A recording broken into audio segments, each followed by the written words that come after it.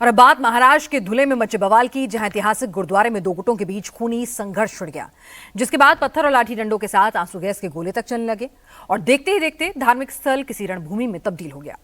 लेकिन उन गुटों के बीच इस हिंसक टकराव के पीछे की वजह क्या रही, हमारी इस रिपोर्ट में देखिए।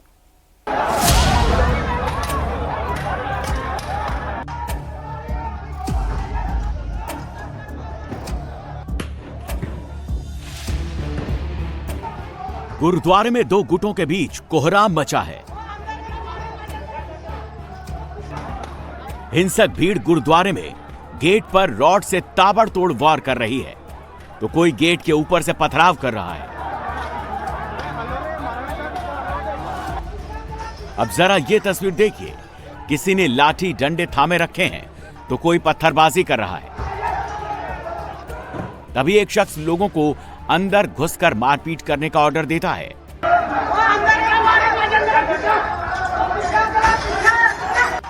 जिसके बाद लाठी डंडे से लैस ये उग्र भीड़ गुरुद्वारे के अंदर घुस जाती है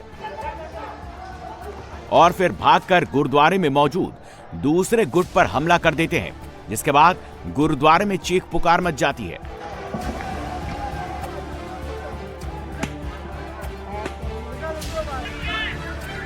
दोनों गुट एक दूसरे पर पत्थर और लाठी डंडों से हमला कर देते हैं, जिसके बाद आंसू गैस के गोले छोड़े गए, जिसकी आवाज आप सुन सकते हैं। आंसू गैस के गोले चलने के बाद गुरुद्वारा धुआं धुआं हो गया। कुछ लोग छतों पर चढ़े दिखाई दिए, तो नीचे भी लोगों की भारी भीड़ मौजूद है।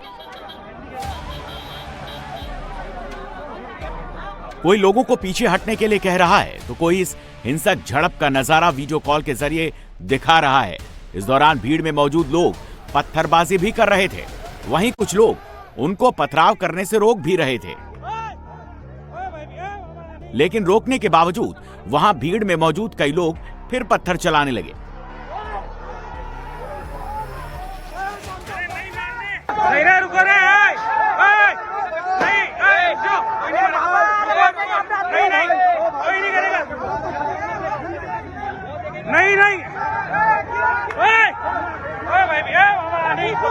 अरे वो पत्थर मारे एक और गुरुद्वारे के बाहर हंगामा मचा था, तो वहीं गुरुद्वारे के अंदर धार्मिक नारेबाजी होने लगी। कोई पथराव करने लगता है तो कोई रॉड से गुरुद्वारे में मौजूद सामान को तोड़ना शुरू कर देता है।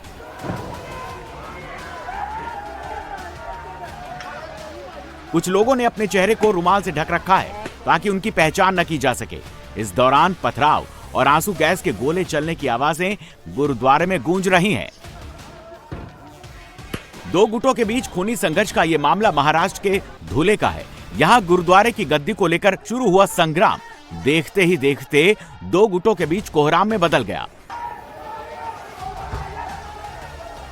पुलिस को जैसे ही इस टकराव की खबर मिली तो फौरन जिप्सी और पुलिस वैन में सवार होकर भारी पुलिस फोर्स मौके पर पहुंच गई। पुरुष पुलिसकर्मियों के साथ महिला पुलिस की जवान भी थी, जिसके बाद गुरुद्वारे में हिंसक हालात पर काबू पाया जा सका। पुलिस के जवान भी यहां पूरी तैयारी के साथ पहुंचे थे।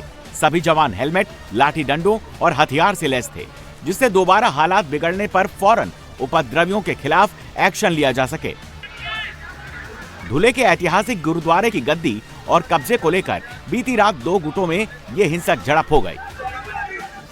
इस विवाद की जड़ एक पूर्व प्रमुख बाबा धीरज सिंह खालसा की हत्या से जुड़ी बताई जा रही है।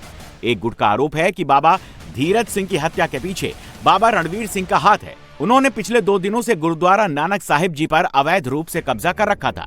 इसी तनाव के बीच बीती रात जब गुस्साए लोग गुरुद्वारे पहुंचे तो हिंसक झड़प शुरू हो गई।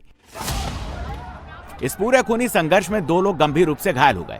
पुलिस ने मुख्य आरोपी बाबा रणवीर सिंह और उनके 7 साथियों को हिरासत में ले लिया। साथ ही साथ धुले के एएसपी ने यह चेतावनी दी कि अगर किसी ने इस घटना का वीडियो सोशल मीडिया पर वायरल करके शांति भंग करने की कोशिश की तो उसके खिलाफ सख्त कार्रवाई की जाएगी।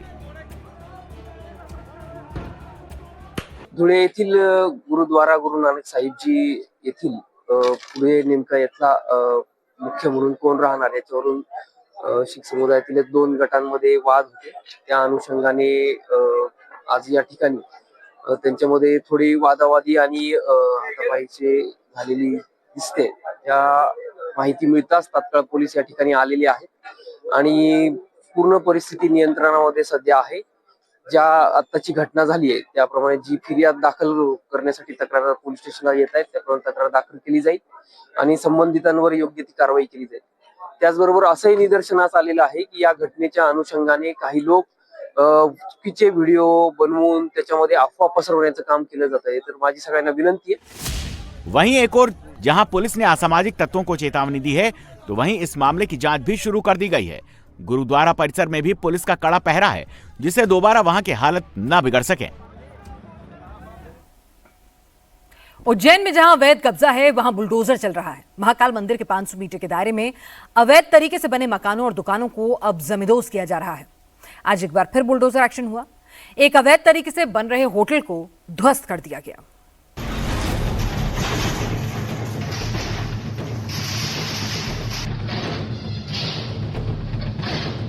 महाकाल की नगरी में गरजा बुलडोजर।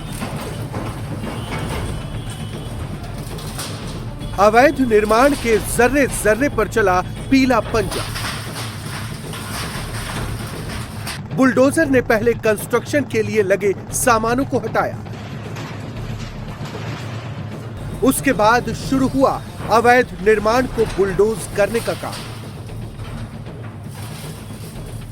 तस्वीरों में आप देख सकते हैं इस बिल्डिंग का स्ट्रक्चर ग्राउंड +3 यानी ये होटल 3 फ्लोर का बनाया जा रहा था। बुलडोजर ने पहुंचते ही सबसे पहले कंस्ट्रक्शन के लिए लगाए गए सामानों को हटाया और उसके बाद होटल के हर एक फ्लोर को तोड़ता चला गया। बुलडोजर ने पहले बालकनी बनाने के लिए जो ईंटें जोड़ी गई थी उसे ध्वस्त किया, सीढ़ी घर को तोड़ा। कंस्ट्रक्शन मजबूत होने की वजह से उसे तोड़ने में दिक्कतें आ रही थी, जिसकी वजह से बार बार चोट करनी पड़ी। तब जाकर सेकंड फ्लोर का फर्श ध्वस्त हुआ। इसी तरीके से एक एक फ्लोर को तोड़ा गया। इस पूरी कार्रवाई के दौरान नगर निगम के कई अधिकारी मौजूद रहे। आखिर इस होटल को तोड़ने की जरूरत क्यों आन पड़ी, वो भी जान लीजिए। ये महाकाल चौराहे पर नूरजहां पति गुलाम मोहम्मद इनको पहले सूचना पत्र दिया था कि बिना अनुमति के निर्माण कार्य ना करें, तो इन्होंने कोर्ट की तरफ गए लेकिन कोर्ट से इनको स्टे नहीं मिला। लेकिन इसके बाद भी इन्होंने निर्माण कार्य को रोका नहीं, तो इस अवैध निर्माण को हटाने की कार्रवाई आज पुलिस प्रशासन के सहयोग और निगम गैंग द्वारा किया जा रहा है। ये इन्होंने G+3 निर्माण कार्य किया था लेकिन इसकी कोई परमिशन नहीं ली थी। जिस समय इस होटल को बुलडोज किया जा रहा था उस वक्त बड़ी संख्या में पुलिस वालों की भी तैनाती थी। रूट को डाइवर्ट भी किया गया था। इससे पहले भी महाकाल की नगरी में कई जगहों पर बुलडोजर चल चुका है। पिछले साल अगस्त महीने में अंगारा रेस्टोरेंट, जो चिकन मटन की मशहूर दुकान थी, उसे ध्वस्त किया गया था। ये दुकान महाकाल मंदिर से मात्र 100 मीटर की दूरी पर चल रही थी। मोहम्मद वसीम और मोहम्मद शादाब इस दुकान को चला रहे थे। स्टे के लिए इन लोगों ने कोर्ट का रुख किया था लेकिन राहत नहीं मिली थी। उसके बाद 50 पुलिसकर्मी और 100 से अधिक प्रशासनिक अधिकारियों की मौजूदगी में इस दुकान को तोड़ दिया गया था। पिछले साल 11 सितंबर को भी उज्जैन में बड़े पैमाने पर बुलडोजर की कार्रवाई की गई थी। अवैध तरीके से बने कई घरों और दुकानों को गिराया गया था। महाकाल मंदिर से 500 मीटर की दूरी पर बेगम बाग इलाका है। जहां कार्रवाई हुई थी वो मंदिर जाने का मेन रूट था। लीज उल्लंघन पर नोटिस देने के बाद कार्रवाई की गई थी। कुल 11 मकान, दुकान और होटल ध्वस्त किए गए थे। 5 JCB, 4 पोकलेन मशीनों से इस कार्रवाई को पूरा किया गया था। बेगम बाग इलाका बहुत ही सेंसिटिव जोन माना जाता है। कार्रवाई के दौरान बड़ी तादाद में पुलिस वाले मौजूद थे। बेगम बाग इलाके में इस कार्रवाई से पहले भी पिछले साल ही कई बार नगर निगम का बुलडोजर चल चुका था। 23 मई को 3 प्रॉपर्टी ध्वस्त की गई थी। 11 जून को 4 प्रॉपर्टी और 29 अगस्त को 7 प्रॉपर्टी को तोड़ा गया था। दरअसल उज्जैन में सिंहस्थ कुंभ मेला 2028 को लेकर बड़े पैमाने पर तैयारी चल रही है। सिंहस्थ कुंभ से पहले श्री महाकालेश्वर ज्योतिर्लिंग मंदिर और उसके आसपास के इलाके भव्य और सुंदर बनाने हैं। सड़कें चौड़ी करनी है। जिसकी वजह से उज्जैन में इतने बड़े पैमाने पर अवैध तरीके से बने मकानों और दुकानों को तोड़ा जा रहा है। मंदिर के आसपास 500 मीटर में अतिक्रमण और बिना अनुमति के किसी भी तरह के निर्माण पर रोक है। नए साल पर भी मोहन सरकार की इस कार्रवाई से साफ है कि जो भी अवैध निर्माण करेगा उसे नहीं छोड़ा जाएगा।